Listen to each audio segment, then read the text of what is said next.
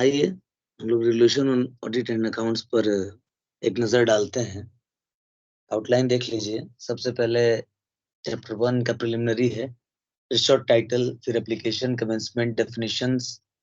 उसके बाद chapter 2 general है, फिर chapter 4 broad objectives of audit, all audits to be as per mandate regulation authority of CAG, participation in management committees, बहुत सारी चीजें हैं। ठीक है, ज्यादा ही चीजें हैं।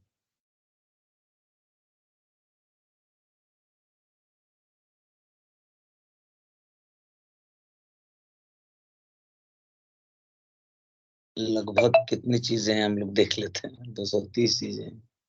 देखते हैं, ट्राई करते हैं जितना हो सके। ठीक है, ऐसे चैप्टर है इसका, चैप्टर है कुल 16-17 चैप्टर होगा इसका। ठीक है ना, चैप्टर है 17। आइए शुरुआत करते हैं। यहाँ दिया, in pursuance of section 23 of the controller and auditor general duties, powers and conditions of service act 1971, it is act number 56 of 1971, the controller and auditor general of India जो है वो सेक्शन 23 के अंतर्गत निम्नलिखित नियम बनाते हैं। Short title, application and commencement. These regulations may be called Regulation on Audit and Accounts 2007। वहाँ था ना कि ऑडिट के संबंध में नियम बना सकते हैं और अकाउंट के संबंध में, तो वही वैसा ही एक रेगुलेशन है ये, regulations on audit and accounts 2007, जो हमारे सीएजी महोदय के द्वारा बनाया गया है। फिर दिया है कि एप्लीकेबल कहाँ कहाँ होंगे, तो officers and staffs of IAD and all ministries, और जितने भी डिपार्टमेंट्स हैं, यूनियन गवर्नमेंट्स के, स्टेट गवर्नमेंट्स के, यूनियन टेरिटरी गवर्नमेंट्स के, एज वेल एज जो बॉडीज हैं, अथॉरिटीज और इंटरप्राइजेज जो हैं, जहाँ पे भी सीएजी महोदय का, CAG of India, Bharat CAG महोदय का ऑडिट तथा अकाउंट्स के संदर्भ में जुरिस्डिक्शंस पहुंचता है। ठीक है ना, दी regulations shall come into force with effect from the date of the publication in the official gazettes में जब से ये होंगे तब से ये आपको क्या उसको बोलेंगे, तब से ही अस्तित्वगत रहेंगे। ये तब से ही अस्तित्वगत है, मतलब इफेक्ट में है, प्रभाव में है। ठीक है ना, चलिए आगे देखते हैं।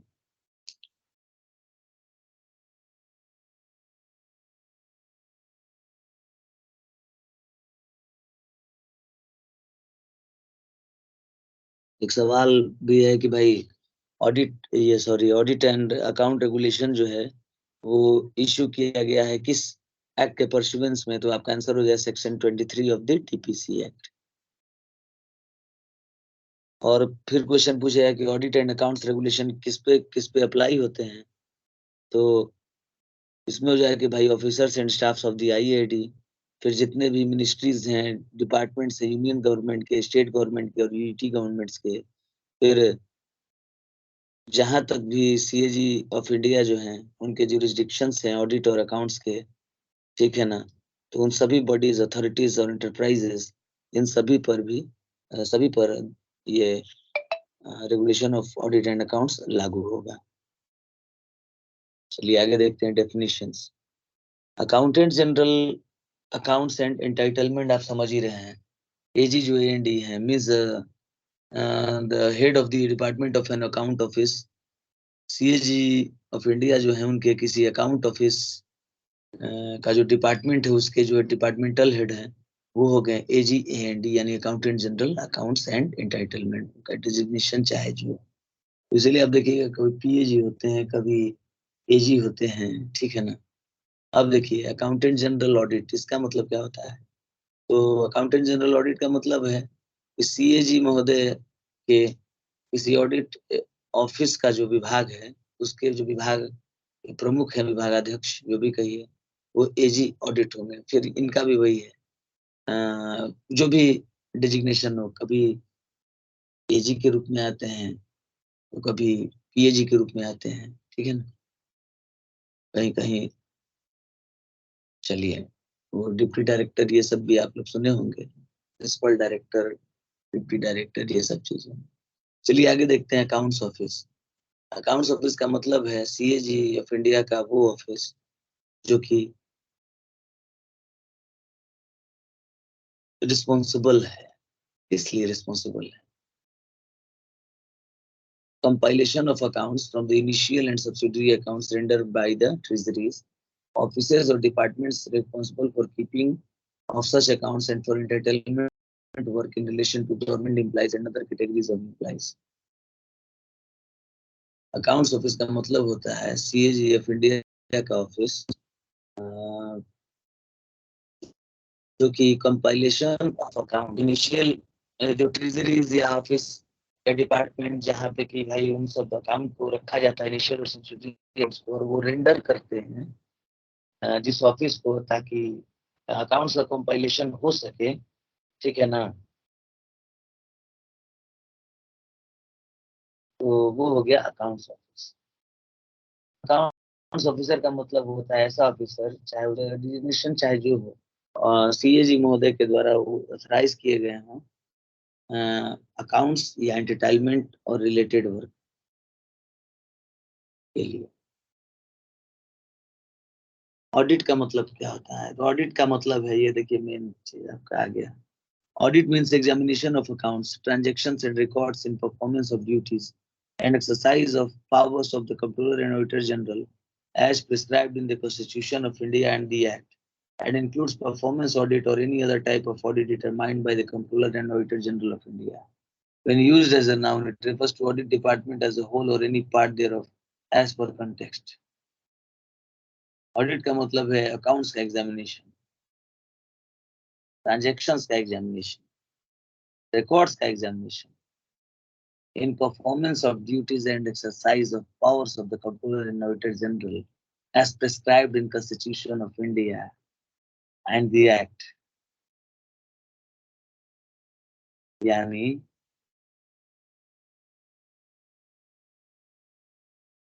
कॉन्स्टिट्यूशन ऑफ इंडिया और DPC एक्ट 1971 में जो ड्यूटीज हैं या उसमें जो पावर्स दिए गए हैं CAG महोदय को, तो उनको एक्सरसाइज करते हुए अकाउंट्स का एग्जामिनेशन, ट्रांजैक्शंस का एग्जामिनेशन और रिकॉर्ड्स का एग्जामिनेशन, ठीक है, ड्यूटी के परफॉर्मेंस में और पावर्स के एक्सरसाइज में। इसके पावर्स के एक्सरसाइज में CAG के, तो कैसे पावर, तो जो कि prescribed in the constitution of India है, और फिर कहाँ प्रिस्क्राइब्ड है? The DPC act. और इसके साथ क्या शामिल है भाई इसमें? तो इट इंक्लूड्स परफॉर्मेंस ऑडिट और any other type of audit determined by the controller and auditor general of India.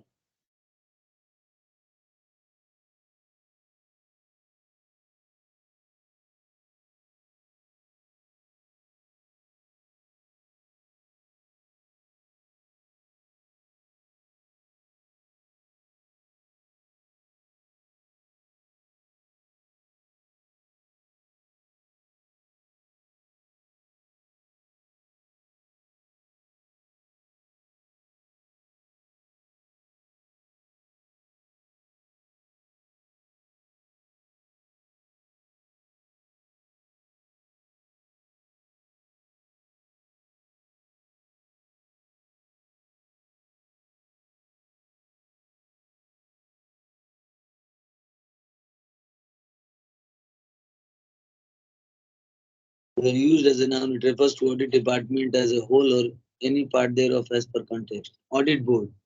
Audit board means the audit board constituted by the Comptroller and Auditor General of India for performance audits of central public sector undertaking.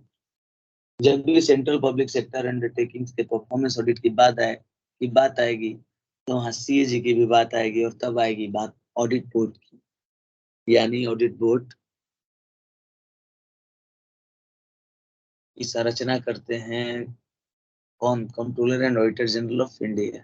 क्यों करते हैं? Audit board की संरचना इसलिए की जाती है ताकि सेंट्रल पब्लिक सेक्टर अंडरटेकिंग्स की परफॉर्मेंस ऑडिट की जा सके।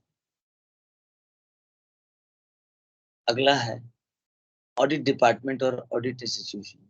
सिंपल है, जो IAD के ऑफिसेज हैं CAG के अंडर में, जो कि रिस्पॉन्सिबल फॉर ऑडिट के लिए रिस्पॉन्सिबल हैं कॉन्स्टिट्यूशन ऑफ इंडिया और DPC एक्ट के रेफरेंस में, के अंडर में, तो वो हो गए आपके ऑडिट डिपार्टमेंट या ऑडिट इंस्टीट्यूशन। अब आते हैं ऑडिटेबल एंटिटी पे।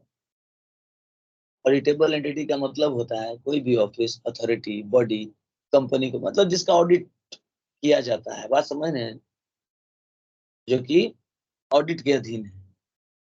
यानी कोई भी office, authority, body, company, corporation या कोई भी दूसरी एंटिटी जो कि सीएजी ऑफ इंडिया के द्वारा लेखा परीक्षण के अधीन है, वो हो गई ऑडिटेबल एंटिटी। ठीक है ना?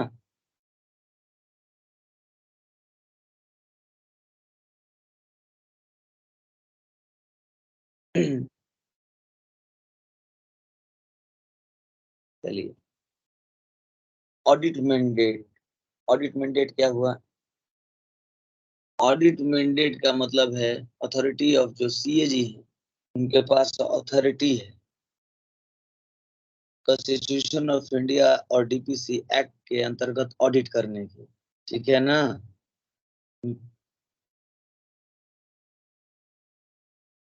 और इसमें इंक्लूड है, क्या इंक्लूड है भाई? तो सर, डीपीसी एक्ट के अंतर्गत जो सरकार द्वारा जिस ऑडिट की जिम्मेदारी दी जाती है, ठीक है ना, वो भी इसमें इंक्लूडेड है।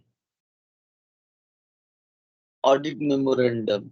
ऑडिट मेमोरेंडम का मतलब होता है कि देखिए, ऑडिट के दौरान for eliciting information, confirmation of facts, fact से कंफर्मेशन के लिए, इंफॉर्मेशन को एलिसिट करने के लिए, ठीक है,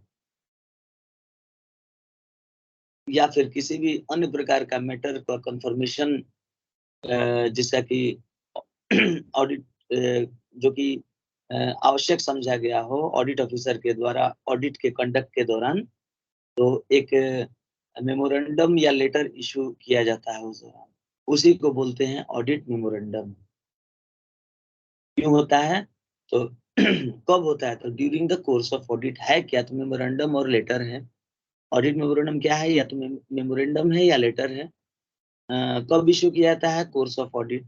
क्यों इशू किया जाता है? तो for eliciting information, for confirmation of facts, for any other matter considered necessary, confirmation of any other matter considered necessary.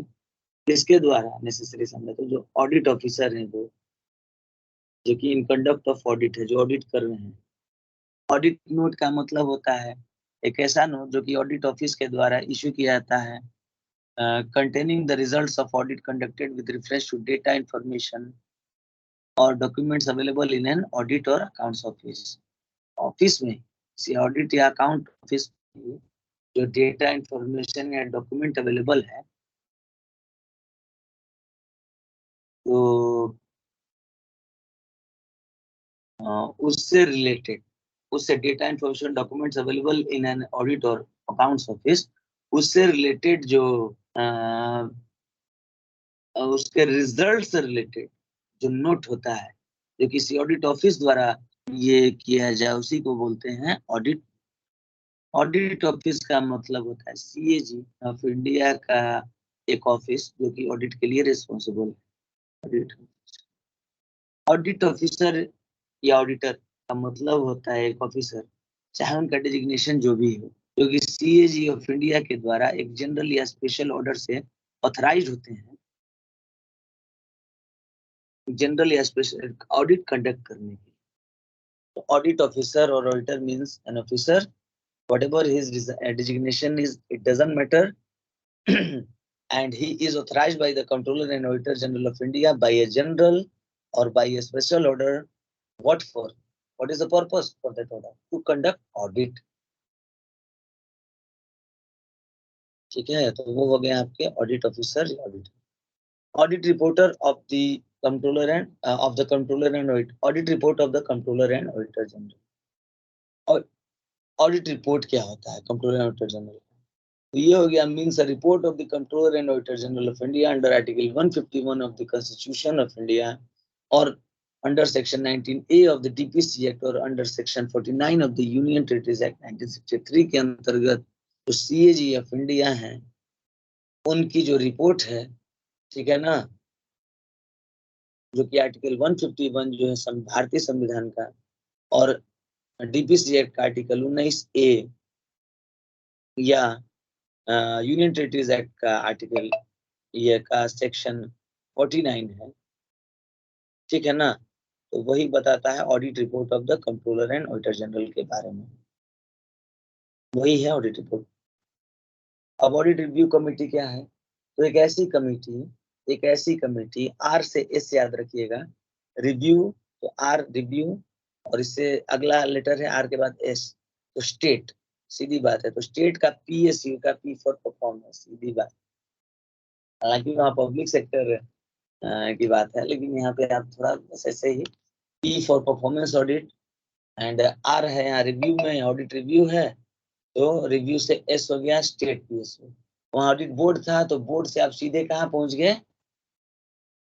Audit board किस, तो बी के बाद सी आता है, सेंट्रल, सेंट्रल पीएसयू के लिए था वो, परफॉर्मेंस ऑडिट के लिए। और दोनों में एक अंतर है, ऑडिट बोर्ड जो है वो गठित करते हैं सीएजी, और audit review committee accountant general महोदय ऑडिट के जो हैं उनके द्वारा कंस्टिट्यूट किया जाता है। What for it is constituted? It is constituted by an accountant general audit for finalisation of performance audits of state public sector enterprises, state public sector enterprises. चलिए, और पीएसयू नहीं, पब्लिक सेक्टर इंटरप्राइजेस की बात है। चलिए, auditing standards. Auditing standards का मतलब है, means the auditing standards issued by the controller and auditor general of India unless the context otherwise requires. पर अगर कुछ नहीं दिया वहां पे, कोई और स्टैंडर्ड की चर्चा नहीं हो, तो आप मान के चलेंगे कि जो सीएजी ऑफ इंडिया हैं उनके द्वारा जो ऑडिटिंग स्टैंडर्ड जो है इशू किए गए हैं वही। चलिए, कंट्रोलर एंड ऑडिटर जनरल और द सी एंड एजी, इनका मतलब हो गया कॉन्स्टिट्यूशन ऑफ इंडिया के आर्टिकल 148 के तहत जिनको अपॉइंट किया गया है, 148 of the constitution of India,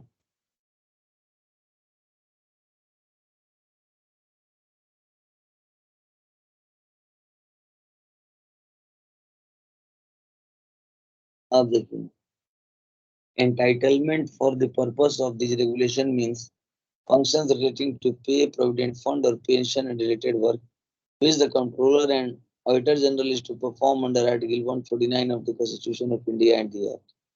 Entitlement for the purpose of these regulations, entitlement का क्या है? इस जो इन रेगुलेशंस के संदर्भ में, सीएजी का तो देख ही लिया आपकी भाई, आर्टिकल 148 के अंतर्गत में सीएजी है, प्रेसिडेंट भाई वारंट और सील के साथ एकदम सीधे करते हैं, ठीक है ना। 6 साल के पहले नहीं हटा सकते, मेडिकल रीजन वगैरह है तो छोड़ सकते हैं। और इनके हटाने के संबंध में वही प्रक्रिया है जो न्यायाधीश के संबंध में, वेतन भी वही है जो भारत के न्यायाधीश, सुप्रीम कोर्ट। अब गवर्नमेंट का मतलब क्या है? तो government means the union government, ये sorry, entitlement for the purpose of this entitlement for the purpose of these regulations means, entitlement का क्या मतलब है? For the purpose of this regulation means functions relating to pay, provident fund or pension and related work which the comptroller and auditor general is to perform under article 149 of the constitution of India and the act। जो भी जो भी function की provident fund या pension के related है, pension या संबंधित कार्यों के संबंध में सीएजी के द्वारा परफॉर्म किए जाने को है article 149 of the constitution of India and और डीपीसी एक्ट के तहत में, वही हो गए आपके इंटाइटलमेंट। गवर्नमेंट का मतलब क्या है? तो गवर्नमेंट का मतलब है union government, the government of state और government of the union territory as the context में रिक्वायर, जैसा कंटेक्स्ट में दिया हो समझ लेना। गवर्नमेंट कंपनी का मतलब क्या है? Government company means a government company as defined under Section 617 of the Companies Act 1956।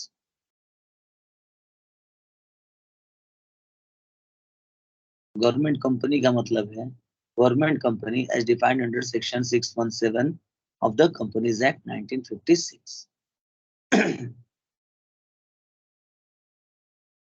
Companies act 1956 पलट लीजिएगा, उसी में 617 है सेक्शन, वही हो गया government deemed government company. For the purpose of the regulation means a company covered under Section 619B of the Companies Act 1956. चलिए guidelines. Guidelines are the guidelines issued by the Comptroller and Auditor General for carrying out the mandate. जो mandate है उसको carry out करने के लिए guidelines issue किए जाते हैं CAG के द्वारा. These are generally on professional matters. ये generally professional matters पे होता है, especially on emerging and important areas of audit or accounts. These ये सामान्य रूप से प्रोफेशनल मैटर्स पे होते हैं, specially emerging and important areas of audit और अकाउंट्स. ऑडिट और अकाउंट्स के जो इमर्जिंग तथा इम्पोर्टेंट एरियाज हैं उन्हीं से रिलेटेड जो प्रोफेशनल मैटर होते हैं उन्हीं से संबंधित होते हैं ये guidelines. The guidelines are to be consistent with these regulations and are to be followed by the audit officers and the accounts officer. जो आप सुने होंगे performance audit guidelines, compliance audit guidelines, ये सब है क्या गाइडलाइंस है. एनवायरमेंट ऑडिट का निकला, फाइनेंशियल ऑडिट का, तो emerging and important areas of audits और अकाउंट्स उनके संदर्भ में ये गाइडलाइंस. और the guidelines are to be consistent with this regulations. Guidelines को इन regulations on regulation audit and accounts से के साथ भी क्या होना है, कंसिस्टेंट रहना है, ठीक है ना. और इनको फॉलो किया जाना है ऑडिट ऑफिसर्स और अकाउंट्स ऑफिसर्स के द्वारा. आगे देखिए इंस्पेक्टिंग ऑफिसर. इंस्पेक्टिंग ऑफिसर का मतलब होता है एक officer incharge of an audit team deputed for audit. Inspecting officer हो गए कोई भी ऑडिट टीम के ऑफिसर इंचार्ज जो कि ऑडिट के लिए डेप्यूट किए गए हैं, वो हो गए किसी भी ऑडिट टीम के ऑफिसर इंचार्ज, ठीक है ना. जिस ऑडिट टीम को ऑडिट के लिए डेप्यूटेड किया गया है उसी ऑडिट टीम के ऑफिसर इंचार्ज को आप इंस्पेक्टिंग ऑफिसर कहेंगे. इंस्पेक्शन रिपोर्ट का क्या मतलब है? इंस्पेक्शन रिपोर्ट का मतलब है रिपोर्ट जो कि ऑडिट ऑफिस के द्वारा इशू किया जाता है और एक ऑडिट का रिजल्ट्स कंटेन करता है. इंस्पेक्शन रिपोर्ट ऑडिट का रिजल्ट्स कंटेन करता है. रिपोर्ट दूसरा चीज था, ऑडिट इंस्पेक्शन रिपोर्ट दूसरा चीज. तो वहाँ इन एन ऑडिट ऑफिस और अकाउंट्स ऑफिस जितना भी डेटा अवेलेबल था वहाँ था ऑडिट रिजल्ट. और ये इंस्पेक्शन रिपोर्ट ये एक रिपोर्ट है जो कि ऑडिट ऑफिस के द्वारा इशू किया जाता है, इसमें कि ऑडिट का रिजल्ट कंटेन होता है. लोकल फंड ऑडिटर का मतलब होता है एक ऑडिटर जिनका डिजिग्नेशन चाहे जो हो, जो स्टेट गवर्नमेंट के द्वारा अपॉइंट किए जाते हैं. अकाउंट्स पंचायती राज लोकल फंड ऑडिटर PRIs या ULBs के अकाउंट्स को ऑडिट करने के लिए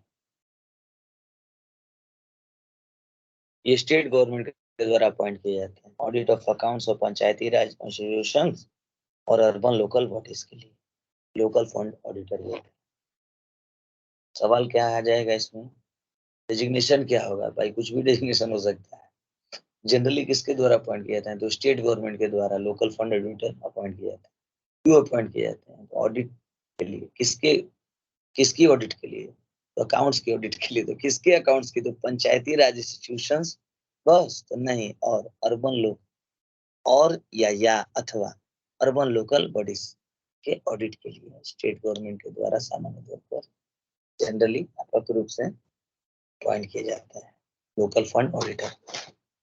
मेजर इरेगुलरिटी. मेजर इरेगुलरिटी का मतलब है वो दिया है A. An instance of suspected material fraud or corruption coming to the notice in audit.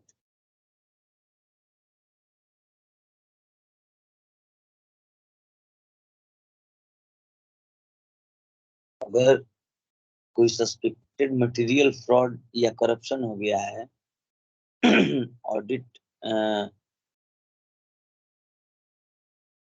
लेखा परीक्षा के नोटिस में वो आ गया है कि भाई अगर कोई सस्पेक्टेड मटेरियल फ्रॉड का इंस्टेंस है या करप्शन का इंस्टेंस है, तो उसको मेजर इरेगुलरिटी कहें। दूसरा, an irregularity of serious nature involving public funds, particularly that relating to mismanagement, loss, waste, regulatory expenditure, or loss of revenue exceeding the monetary limit prescribed by the Comptroller and Auditor General in this regard. यानी serious nature का irregularity जो कि public fund, विशेष रूप से public funds के mismanagement से related हो, या किसी हानि, किसी चीज बेकार कर दिया गया है, या निगेटिव व्यर्थ एक्सपेंडिचर या लॉस ऑफ रेवेन्यू है, एक्सटेंड मॉनेटरी लिमिट को एक्सीडिंग द मॉनेटरी लिमिट है, जो कि सीएजी के द्वारा मॉनेटरी लिमिट जो प्रिस्क्राइब की गई है वो एक्सीड कर रहा है, तो ये सब कहाँ आ जाएगा? मेजर इरेगुलरिटी में। यानी मेजर इरेगुलरिटी दो चीजें, major irregularity is of two types. The one is an instance of suspected material fraud or corruption coming to the notice in audit, and another one is an irregularity of serious nature involving public funds, particularly that relating to mismanagement, loss, waste, negatory expenditure, or loss of revenue exceeding the monetary limit prescribed by the Comptroller and Auditor General in this regard.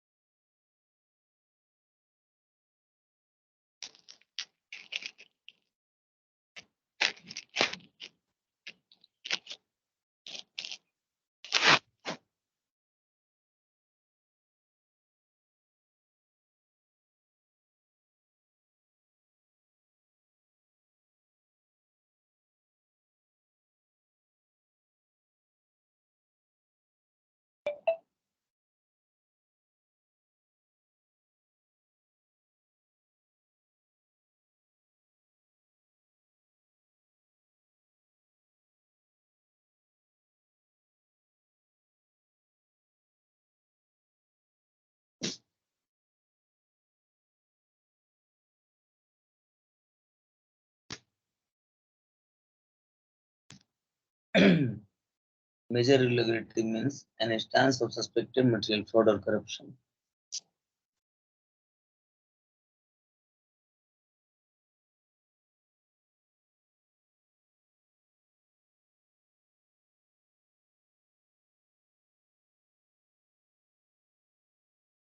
थे जहाँ पे वहाँ आते हैं। Major irregularity means an instance of suspected material fraud or corruption coming to the notice in audit, or an irregularity of serious nature involving public funds, particularly that relating to mismanagement, loss, waste, negatory expenditure,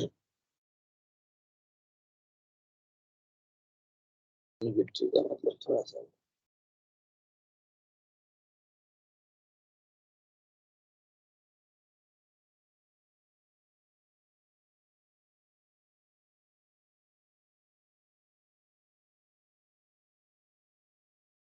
सीधी सीधी बात है, वही जो हम लोग समझ रहे थे, व्यर्थ एक्सपेंडिचर है या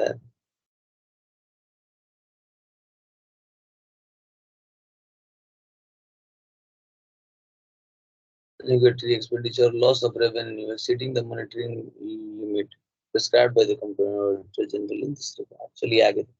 Mandate of the Comptroller and Auditor General का मतलब होता है authority vested in regard to accounts and audit under the Constitution of India and the Act.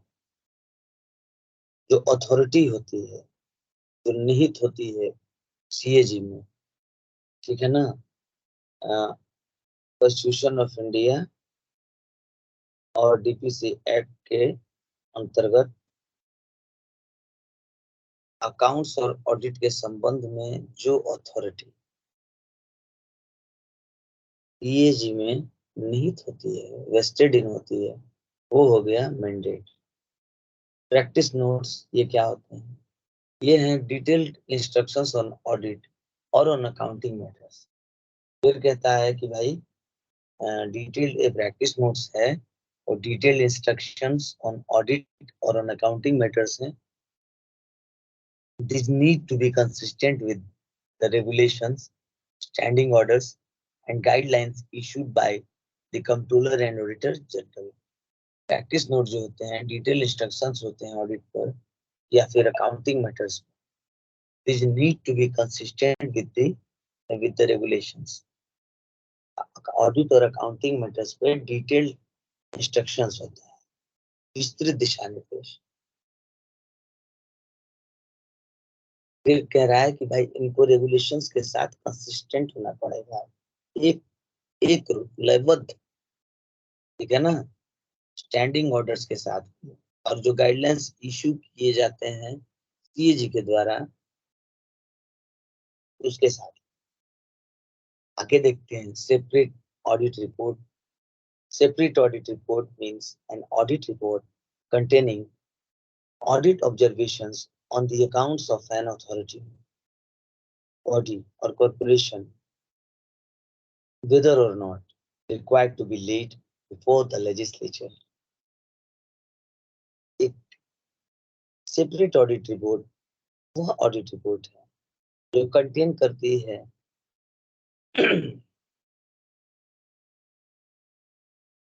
किसी अथॉरिटी, बॉडी या कॉरपोरेशन के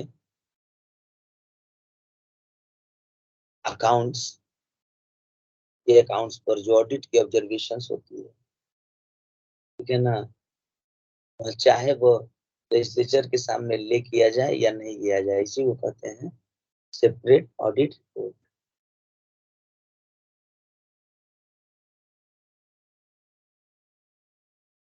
मतलब सेपरेट ऑडिट रिपोर्ट का कि भाई किसी अथॉरिटी, बॉडी या कॉरपोरेशन के अकाउंट के संदर्भ में जो ऑडिट का ऑब्जर्वेशंस होता है, उसका जो रिपोर्ट होता है, चाहे वह लेजिस्लेचर के सामने जाए या न जाए, ले किया जाए या नहीं, लेजिस्लेचर के सामने रखा जाए या नहीं, लेकिन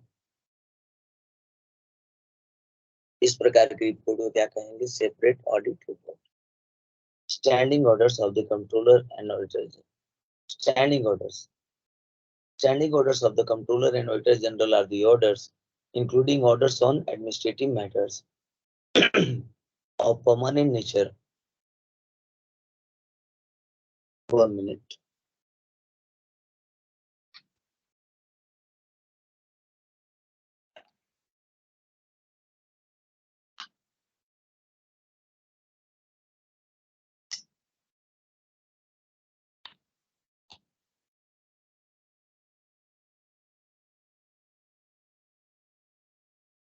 Standing orders of the Comptroller and Auditor General are the orders, including orders on administrative matters of permanent nature, issued in fulfillment of the mandate. These are to be consistent with these regulations and are to be followed by the accounts officers and the audit officer.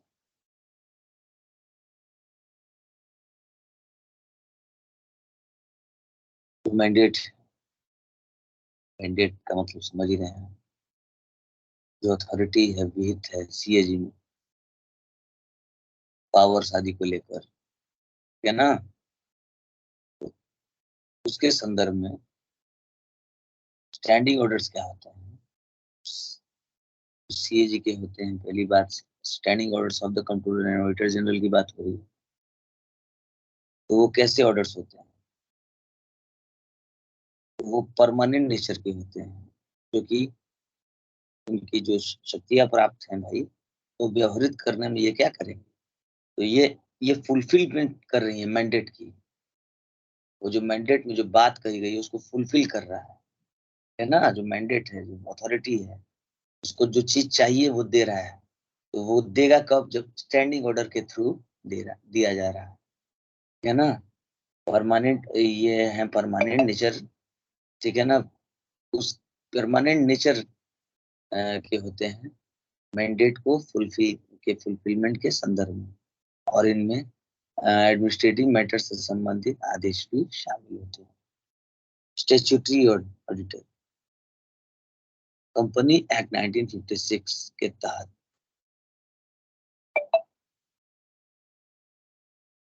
Government company या फिर deemed government company के लेखों की लेखा परीक्षा के लिए जो ऑडिटर या जो ऑडिटिंग फर्म अपॉइंट किया गया हो वही स्टैट्यूटरी ऑडिटर होता है। Statutory auditor means an auditor और an auditing firm appointed under the Companies Act 1956 for the audit of accounts of a government company or a deemed government company. अब D act पे आते हैं, तो D act का मतलब is the Comptroller and Auditor General's duties, powers and conditions of service Act 1971, Act number 56 of 1971। एक बार देख लीजिए किस किस चीज की डिफिनेशन आपने पढ़ी है। आपने शुरुआत करी है अकाउंटेंट जनरल एंडी से, फिर अकाउंटेंट जनरल ऑडिट, फिर अकाउंट्स ऑफिस, है ना। के बाद आया आपका अकाउंट्स ऑफिसर,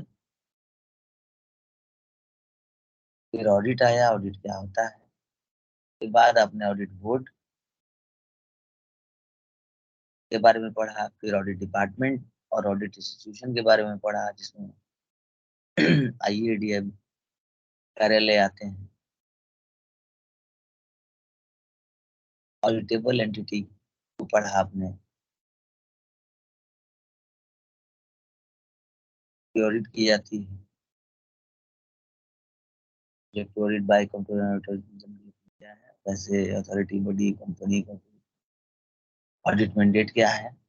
ऑडिट मैंडेट का मतलब authority of the controller and auditor general of India or audit under the Constitution of India and the Act, and includes audit interested by the government under the Act.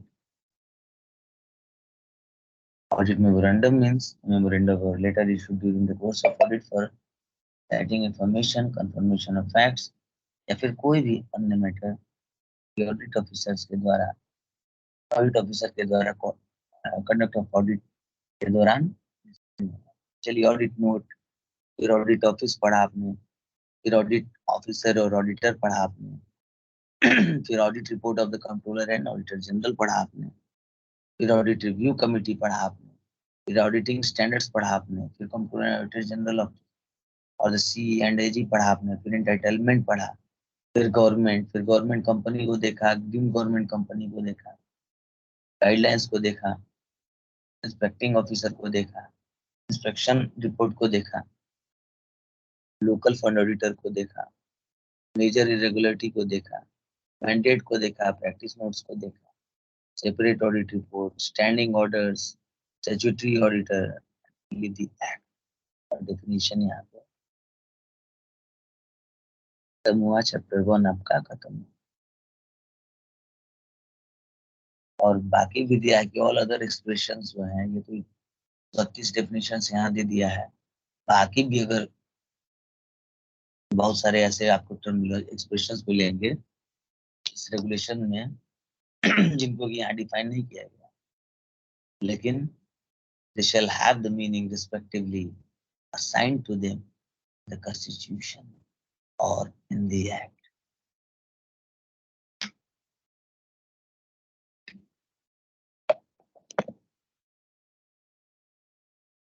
हमारा chapter का प्रारंभ अब होगा।